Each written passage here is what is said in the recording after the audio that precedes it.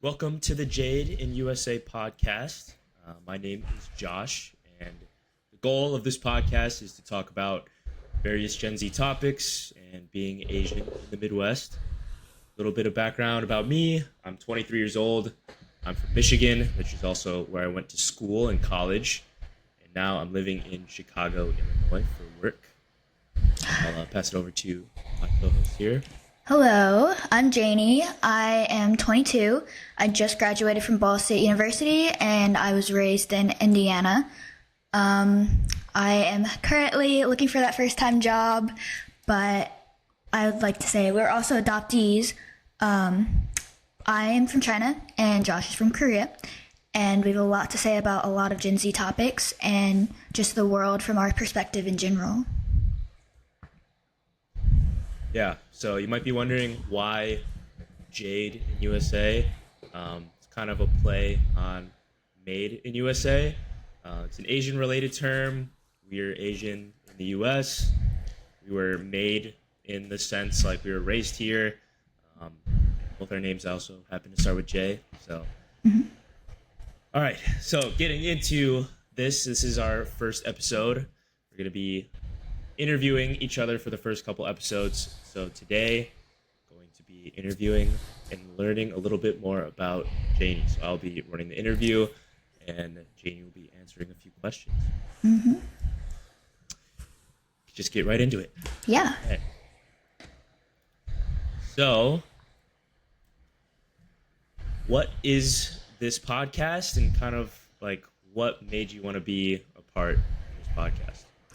Yeah, so I've always wanted to kind of start like a YouTube channel or a Twitch stream or anything just to like show off my personality and have fun on the internet. Right now, like content creation and podcasts are huge. I think we have a pretty good idea of what we're going to do for this podcast. And I really think my studies were in advertising and also music. But I think having like a media presence kind of goes along with advertising. And then overall, I feel like this idea was kind of born because like we met a month ago, I guess.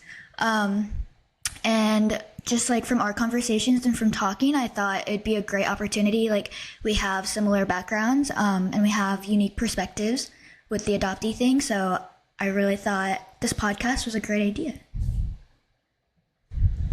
Yeah, I guess for some more context, Janie and I met at the Asian American Adoptee Network conference, which is an annual gathering of adoptees from all over the world, really, but mostly in the U.S. And it happened to be in Chicago, where I live, and not too far for Janie also. So it's pretty cool because a lot of adoptees are, a little older, and not too many that are around our age. So, it's really blessed and really cool to meet more younger adoptees. Yeah. One thing to add, I do actually think there are a lot of adoptees our age, but I think they're kind of hidden. I think that was another reason why I wanted to do this podcast. There's this thing in the adoptee community kind of called coming to consciousness, and it's about people realizing like how being adopted has affected their lives. And some people don't want to explore it at all throughout their lives, but there's some people who are just unsure about it. They don't know where to start, and I really think our podcast can kind of help bridge that gap, especially with people our age. Agree. All right, so next question. What is your origin story regarding adoption? Yeah, this is honestly something I haven't thought about too much. To mention, I think Josh and I are pretty similar in our journeys about adoption. We've kind of just started thinking about it, contemplating what that means and how that affects our worldview. So my adoption story, from what I know from my parents, and I don't have a whole lot more than just like what my parents have said, but I was born on my birthday in 2002. I was about 5 pounds. My parents or birth mom left me at the doorstep of an orphanage in a cardboard box. I was taken care of by some selfless nannies for about 16 months of my life before I was adopted. And I was adopted in September 2003 by my two awesome parents.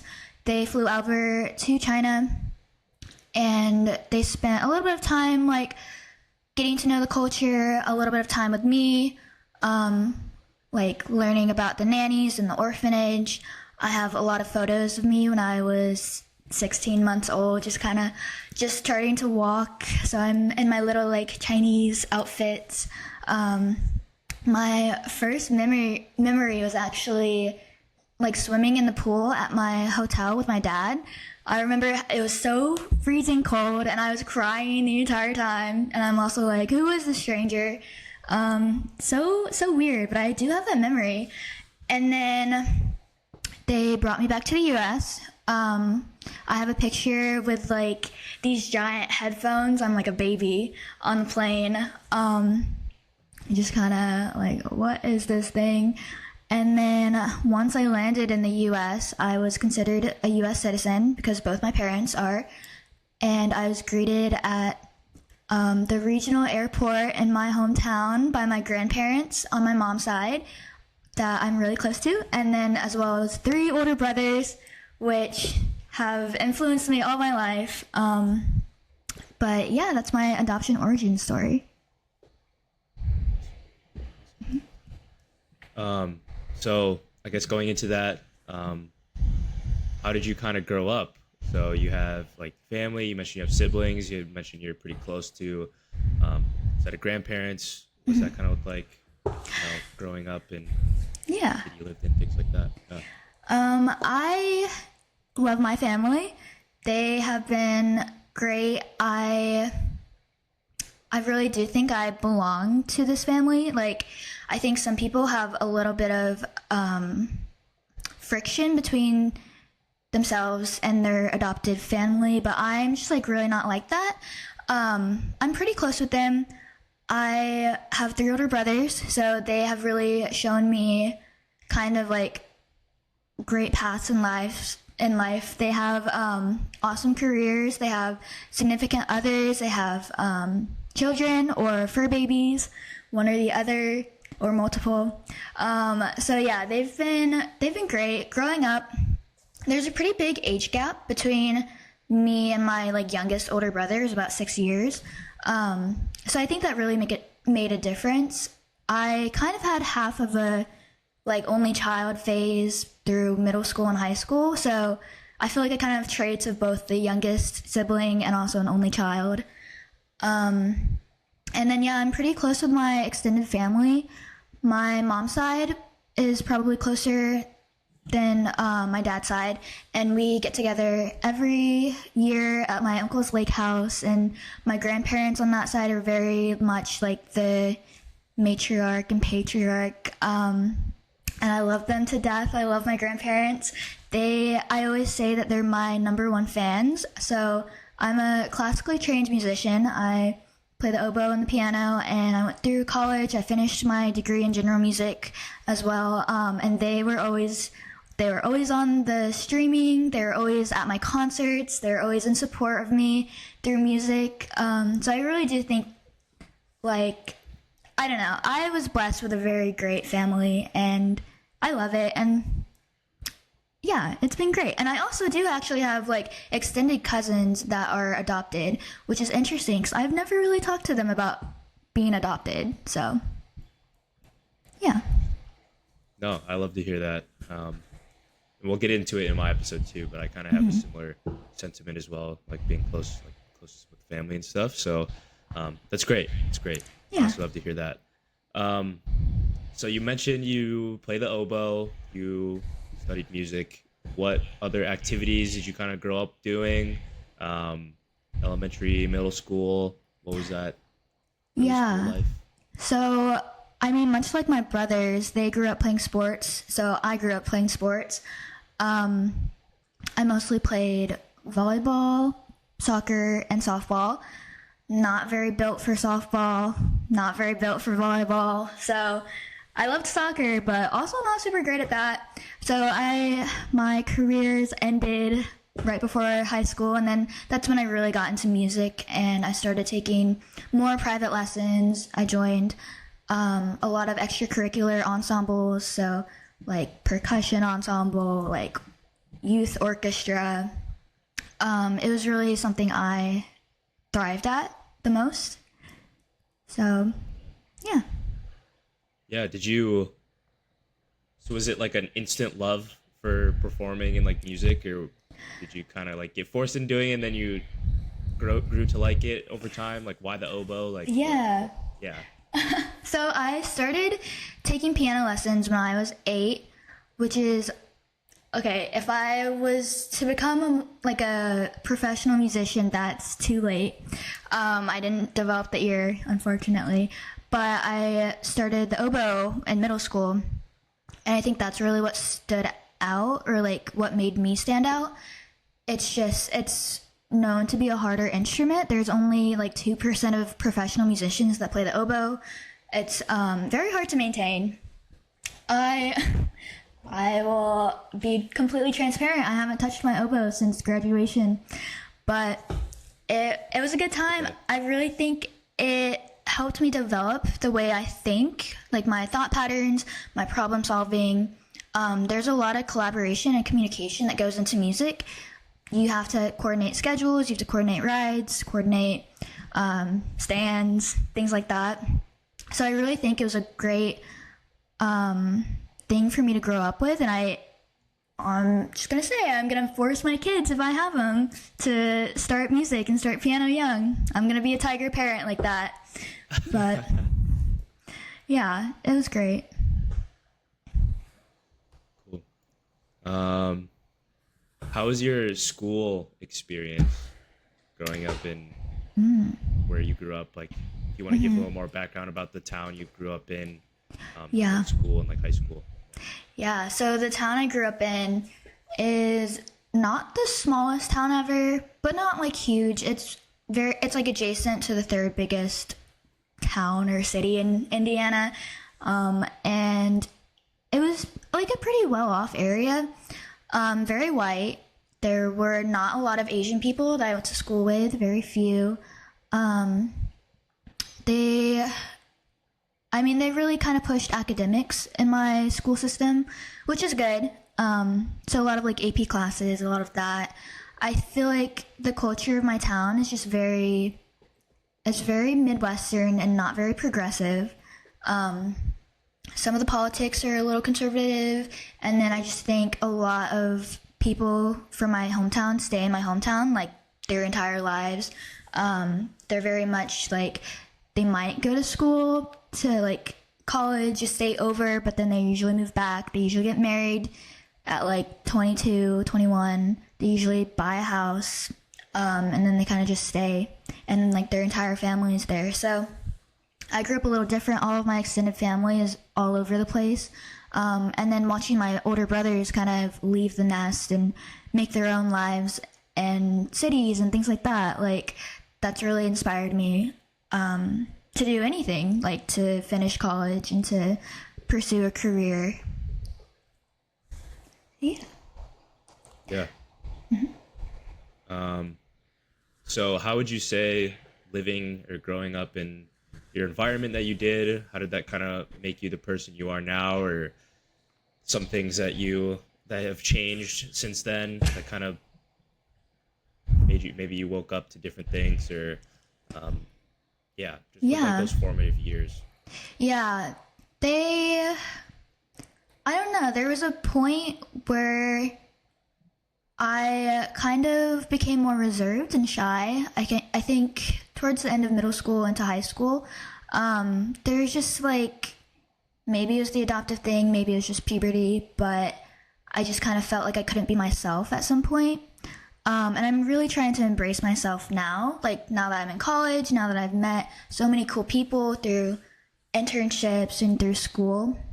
I really do feel more comfortable like as myself, but I think those like formative years, it was a little rough at times.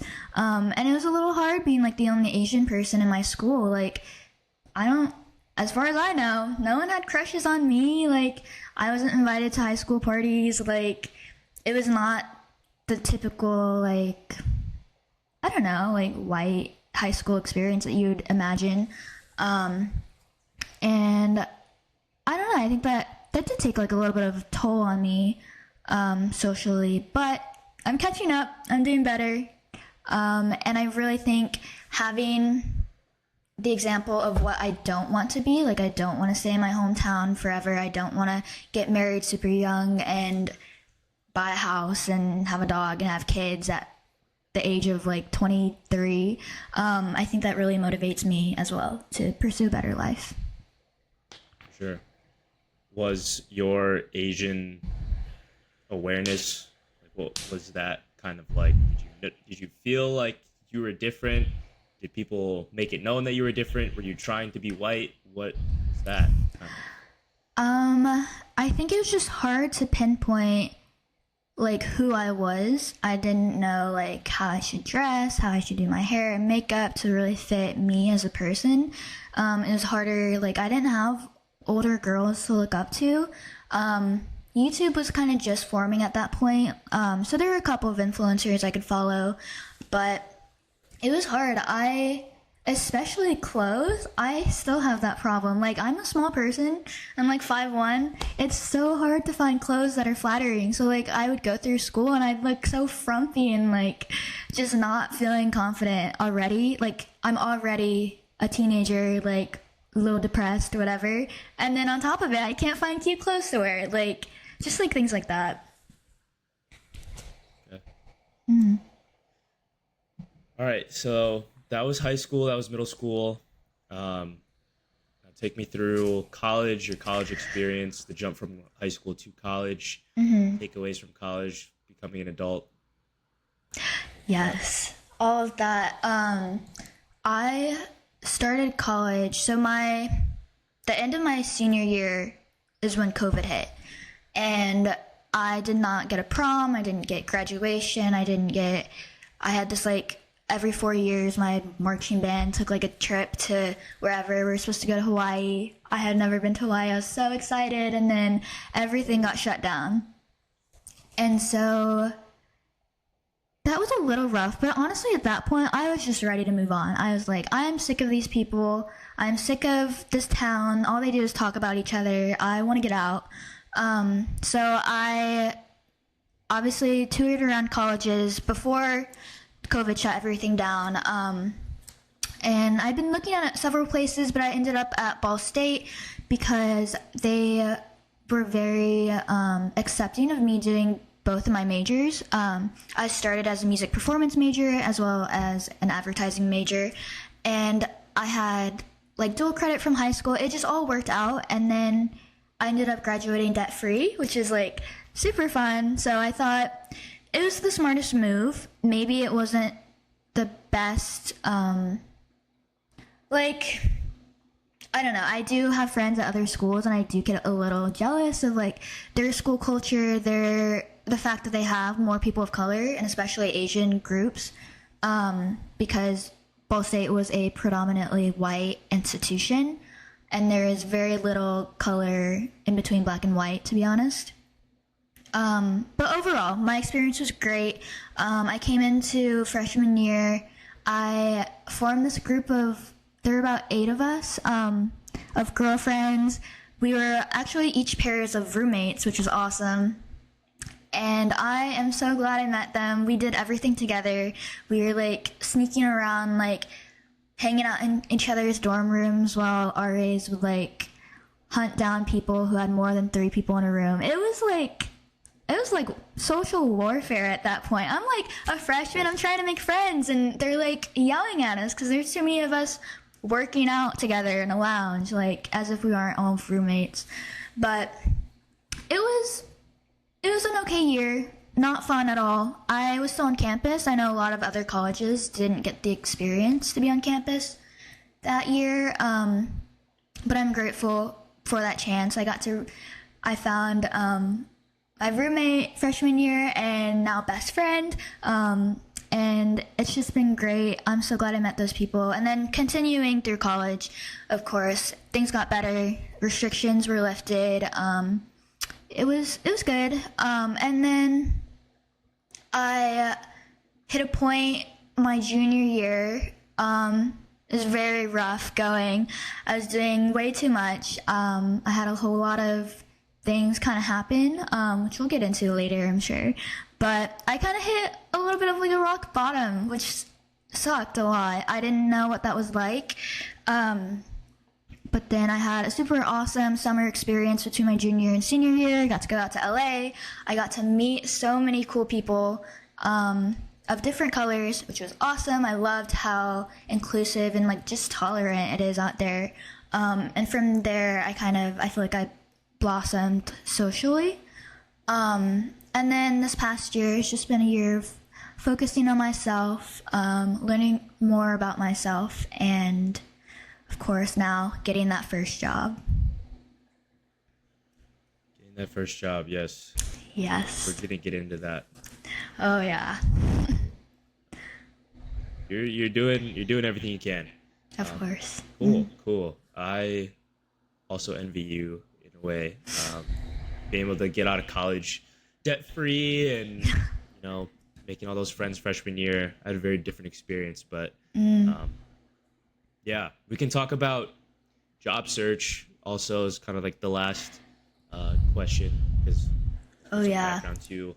We're doing similar questions to each of us, and then we kind of have our own unique questions to ourselves that we had. So this is the last question of the ones that we're both going to be answering, but talk about job search, talk about job search, and then there's one more, but yeah. I have a lot to say about job searching, and it is not all positive, to be honest, but I have been working hard. I'm getting closer, I think.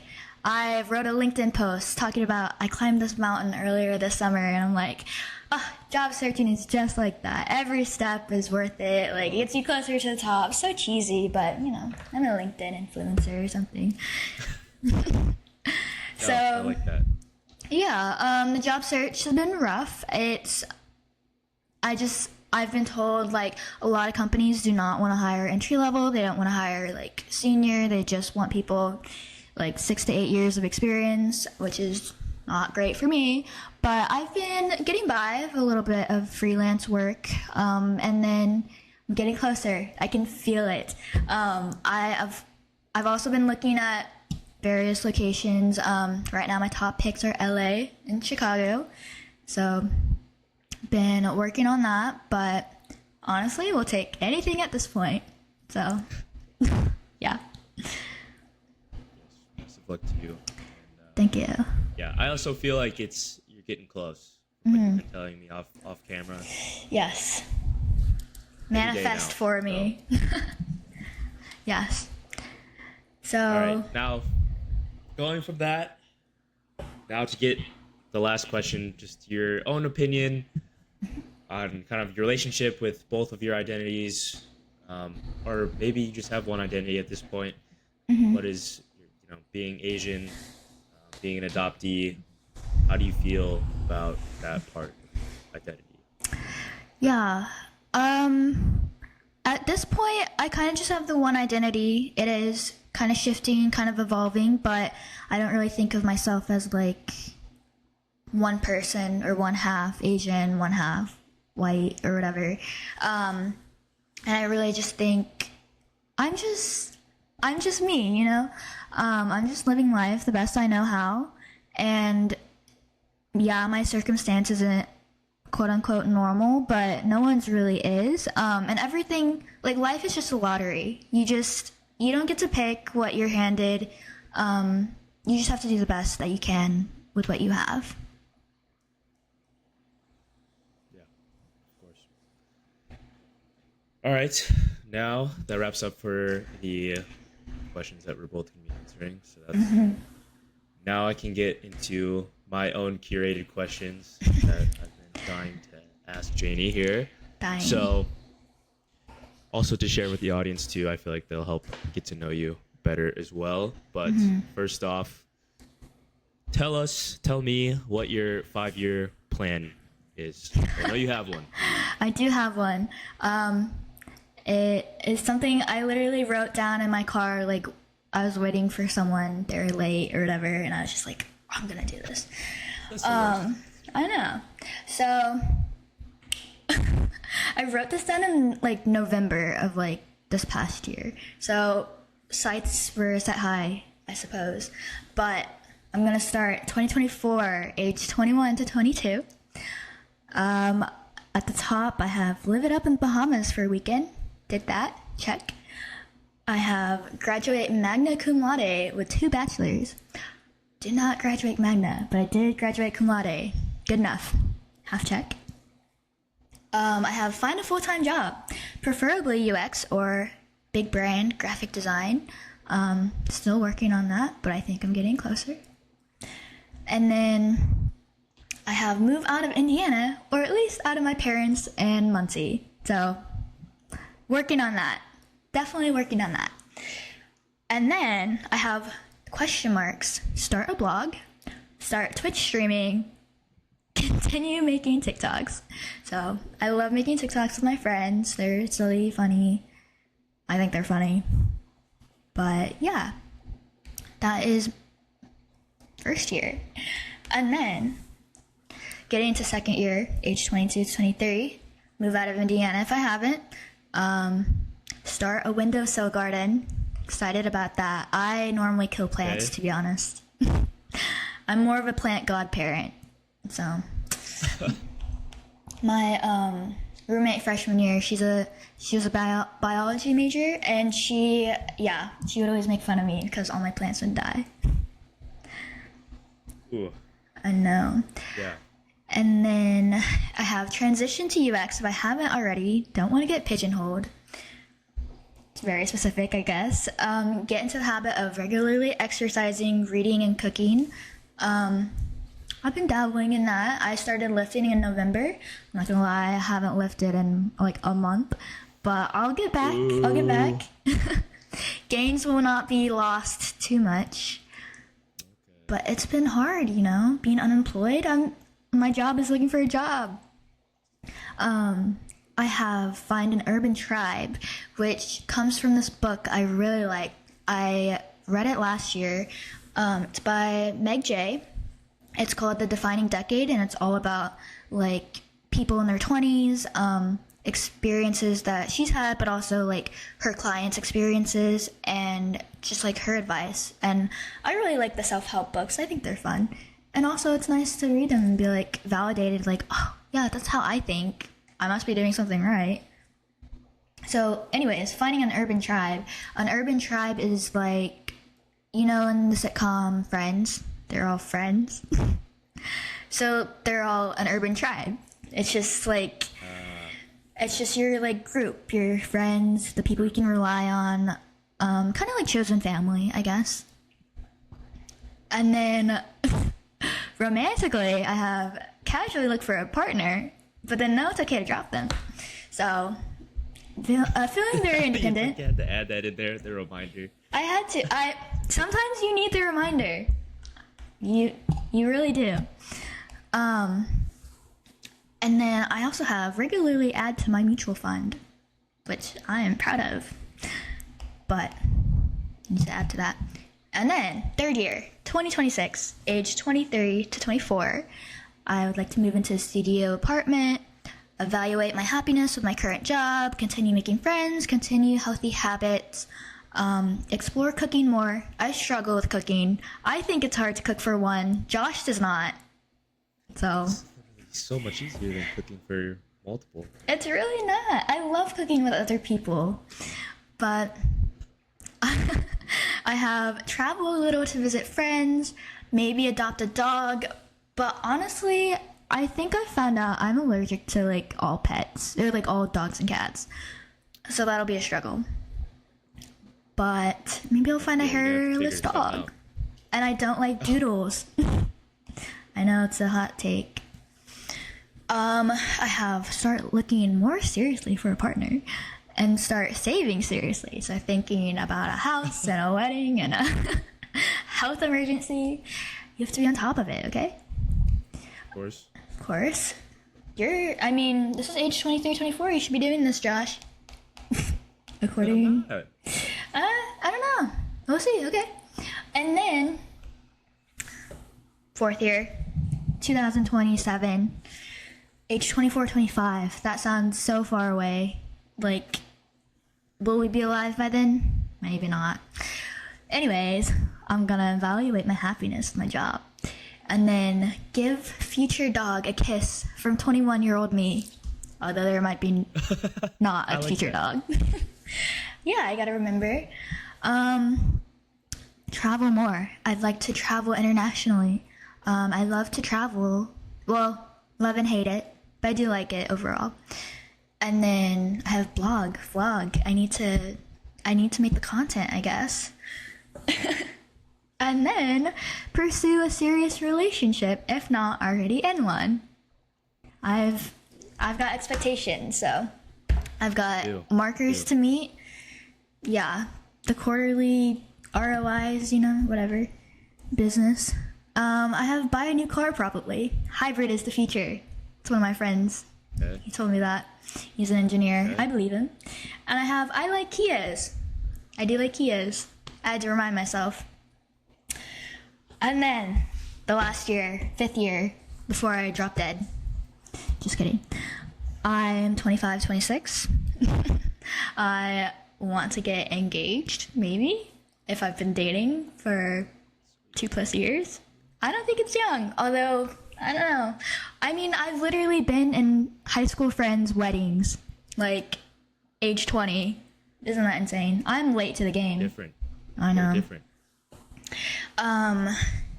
Yeah, so work my way up the corporate ladder. Maybe I'll be a product manager. Maybe I'll be a art director. Maybe a creative director. Or maybe I'll start my own business. Or we'll just become famous off this podcast. Yeah, I like that. Yes. So that is my 5-year plan. Not thorough at all. Like it's substantial. There's a lot of silly ones in there, but there's a lot of good ones. Mm-hmm. Yeah. I think you're crazy. But anyways, good plan? Good plan. I can't say anything other than good plan because it's you. So It's a good plan. who am I to judge? If it's not a good plan, I don't care. Okay. That's fair. All right, moving on. Yes. What do you feel like you need to work on? How are you working on it? Very loaded question. So I was writing down some answers. Yeah, interpret it however way you want. Okay. So I was in therapy for the first time in my life. Last fall. I say that I flunked therapy. So, good or bad. What do you mean? I just kind of stopped going. It was not working out. I don't know. Maybe I need to find a better therapist, but I think I'm okay. But she did pick out not a lot. Well, she did have some good points of things I needed to work on. So, a couple of them, oh man, it's a long list to be honest. But some main ones. Keeping my expectations in check. I'm a very ambitious person. I like to have high expectations. And I get disappointed somewhat often because my expectations are too high. So I'm working on it. And then I have very high standards for myself. And I need to not apply those standards to other people because they're not me. And I need to understand that. And I'm working on it. And then I've had a rocky romantic life so far. We'll talk about that later. But I do have major trust issues when it comes to that. So, working on that. And then sometimes I just need to chill out, I think. I am a very, high-strung person at times. And I can just get really, very passionate or whatever. So I just need to chill out. So I'm working on that. What do you mean? Um, I mean, it kind of goes together with like expectations and standards. Like if something doesn't go my way, whatever, I just need to like chill out. I just need to go with the flow more. If I have like an idea of like, oh my god, this is such a perfect scenario, let me like involve other people because they're like in the scenario, and then they just like don't agree or they don't conform to what I like expect. Then I don't take, and like I guess it's like a form of rejection almost. I'm like not good at just like absorbing it and just being like, it is what it is, you know. Sometimes it just like festers and I'm like, it could have been so perfect, why did that happen? So that, and then I don't know, Josh, you think I'm an extrovert. Yeah. I don't know, I feel like I'm very in between, but I was Googling we were talking about this, and maybe I'm an extrovert with like a little bit of social anxiety, but like I'm trying to get over that. What do you mean social anxiety? Why do you feel like you have social anxiety? I don't know. Well, it's just like like, so my school, right, is very white, or was, whatever. And so like sorority life is a thing in college, you know? And the sorority life here was just so white and basic, and I just like, especially in groups like that, I feel very anxious. I'm like, what do these people think of me? Like, I know I don't look the same, blah, blah, blah, things like that. Or just in general, like, I think professionally, sometimes I struggle with social anxiety and, like, even, like, presenting or, like, public speaking. And I feel like this is me actively addressing that. Like, I'm going to get over it. If I'm going to do a podcast and, like, people are listening, I'm going to get over it at some point. So, yeah, I would say that's the majority of the things I need to work on, and I am working on. Okay. Mm-hmm. But I asked, how are you working? How? You answered the last one, but like, how are you working on the other ones? The other ones. You're doing this. I get this social Yes. anxiety. You're doing some stuff like this, exposure therapy, things like that. But what about the other kind of things? Like, you know, the expectations and needing to chill, be a little bit more grounded. How are you working on those? So I have a journal, and I don't journal every day, but whenever I'm really like peeved off or whatever, I typically like rant in like a journal. I write it down, or I'll like call a friend and I'll like talk about it and like rant on the phone. And normally like they're like chill, they're like, yeah, this is normal. So I feel like that's helpful than, I don't know, lashing out at the people who are directly involved or whatever. And then just like keeping my standards in check. I think a lot of my thought process is like, I have like, or a lot of people's too, you have like your initial thought and feelings and like whatever, but then like the second thought or the second wave is like what you are really thinking, or I don't know if that makes sense. So I feel like even when I get those feelings of, oh my god, like why are you not like conforming to this, or why are you not up to this standard, like then I have that second thought. I'm like, okay, they're not me, I'm not them, I have different standards.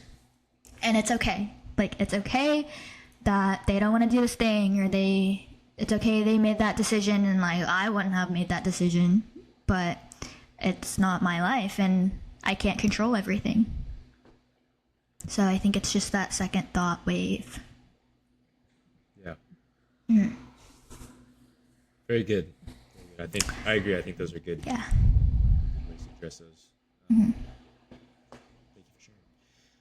Number 3, so a little lighter. What do you feel like you're genuinely good at, skilled at, or another way of asking it is, what makes you unique? Yes, I do have separate things for separate questions, but I mean, I like talking about myself, so I have plenty of things. What I feel like I'm genuinely good at. I feel like I'm pretty smart. Not the most street smart, I will be honest. I ran out of gas on the interstate last week. My mom had to come save me. So I'm book smart though, for the most part. Yeah, that I feel like that's reflected in my academics, my scholarships. I really pride myself in being somewhat of an intellectual. I feel like I have pretty good self-control. I feel like there's just like a lot of people that have trouble with like drugs, alcohol, overeating, overconsumption, like money managing. I feel like I'm pretty good at that. Although my mom would probably say I'm not good at money managing, but I'm working on it. I'll have a budget when I have a full-time job.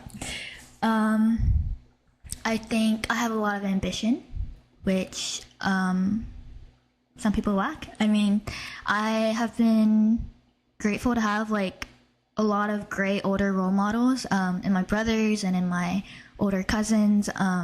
They really like have paved the way. Like I know what direction I want to go into because I've seen the way that they've lived their lives, which I think is pretty great. Not everyone has that, and a lot of people are kind of lost in life or they don't know exactly what they want to do.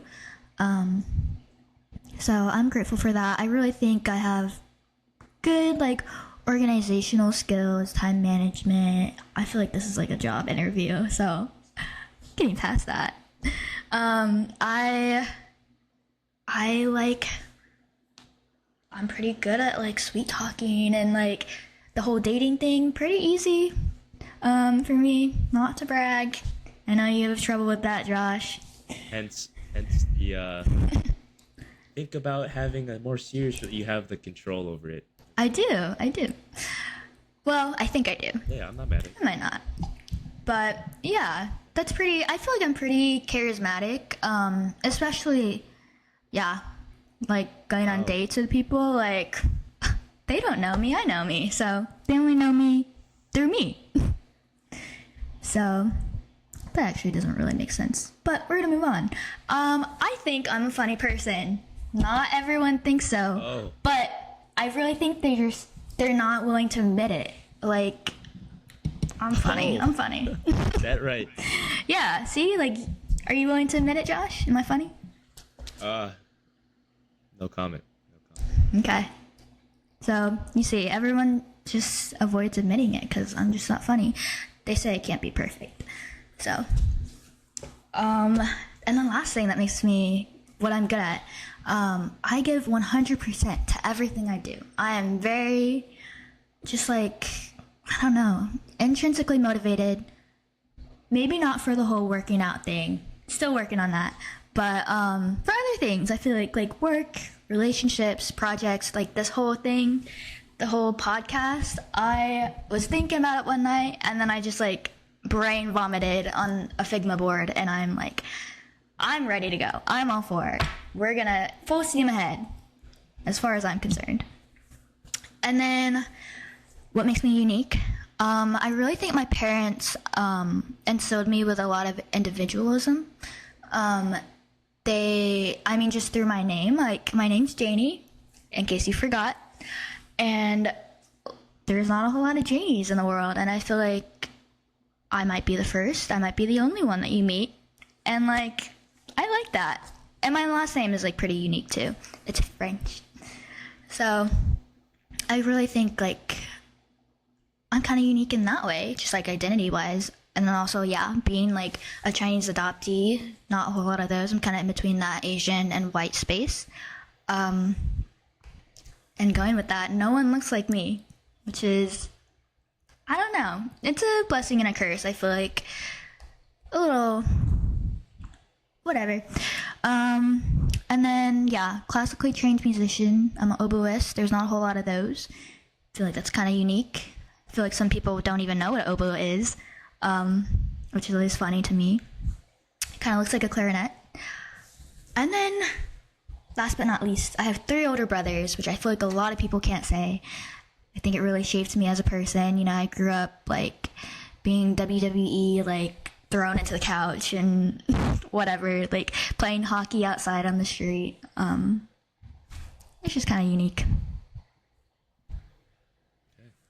You took that in a completely different way than I would have asked that. I would have said one thing, but Wow. no, it's good. It's just that was the way I had the question envisioned, but I'm glad you let it all out. Yeah, love to yap. Yes. There's nothing about you. I'm curious, as you mentioned it, what was the reason or the meaning behind your name? Because, like you said, I never met a Janie before, so Yeah, so I'm named after my late grandma on my dad's side, and her name was Mary Jane, but I think her nickname was kind of Janie. And then, of course, my mom was like, we're not going to name her Mary Jane. That's such an old lady name, which I agree. I don't think I would have liked Mary Jane. MJ? No? MJ? Michael Jackson? It's not me. Spider-Man, Oh, nah. I don't know. The nickname's a little tainted for me, so not my thing. But yeah, I like my name a lot. Yeah, I was curious about that. Mm-hmm. All right, two more questions here. So, define your version of a good life and what motivates you. Yes. So I feel like my version of a good life is very basic, kind of American dream-ish. So I want to work to live, not live to work. I want to have a job. I'd love to have a cool girl job in a cool city. But also I don't want it to consume my life. I do want to do the things I like outside of work. Like anyone, I think I want to be financially stable. I want to be in a happy relationship. Or single. You don't have to be happy, or you don't have to be with a person to be happy. I really believe you can be happy by yourself.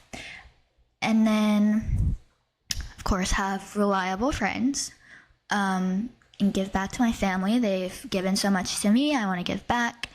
I really want to help the less fortunate with volunteering or doing some like philanthropy work. So whether that's through like music organizations for the youth, or if it's through a soup kitchen or whatever, I really think giving back is something I want to incorporate into my life once I kind of establish myself. And then obviously find a job I find fulfilling, getting married at some point, hopefully own a home, hopefully maybe having a little baby or two, still kind of on the fence about that, and then have a bustling social life. I love hanging out with people. I like getting to do activities with them, whether it's like beach volleyball or pickleball or whatever, getting coffee with friends, and then just like pursuing hobbies. I like reading, I like hiking, going out with friends, of course, like meeting all the cute dogs. I'd love to have a dog at some point. I don't know, it'll have to be hyperallergenic, but yeah. And then what motivates me? Everything I just said. So like the American dream, right? Like I know if I sit on my butt and don't do anything, like those things aren't going to come to me. I need to work for them. And I really believe, and maybe this is just illusioned of me, but hard work pays off. And like, yeah, I just really believe in that, and that's what motivates me. Very good. Very good. I like that. All right. Last question here. So what is your current view or general view on adoption, being an adoptee, because obviously it is part of both of our lives. So what's your view on that? Yes, so I am just beginning my adoptee journey. Honestly, I hadn't thought much about being adopted until maybe a year or two ago. It's just something I kind of swept under the rug. I was busy doing other things, transitioning into college, all of that. my view on adoption is kind of like the universe, God, whatever you prefer. I really think they watch out for me, and I am in the place where I'm meant to be. So whether or not I'm adopted, I'm where I'm supposed to be, and this is where I'm meant to be. So that's kind of my view on the whole family, kind of I don't know, I don't resent anyone for giving me up or anyone for taking me from China, anything like that. That's just not my mindset about it. I do think there are hard things about being an adoptee. I acknowledge that fully. For me, it's kind of trivial things because my life overall is very good. Some things that are a little hard on me or just that bother me is this is so silly. I have not knowing my astrology chart. What is my moon rising? What is my whatever Pluto planet? Yeah. That's I don't know. And that's just a silly thing. I'm it's kind of sad. I don't know what time I was born or where I was born, whatever. And then adoptee jokes or adoption jokes. Those kind of get on my nerves. I'm not going to lie. I think they get on a lot of adoptees' nerves. Yeah, they're just they're not that funny. They're always funniest to people who are not adopted. And that's a little messed up.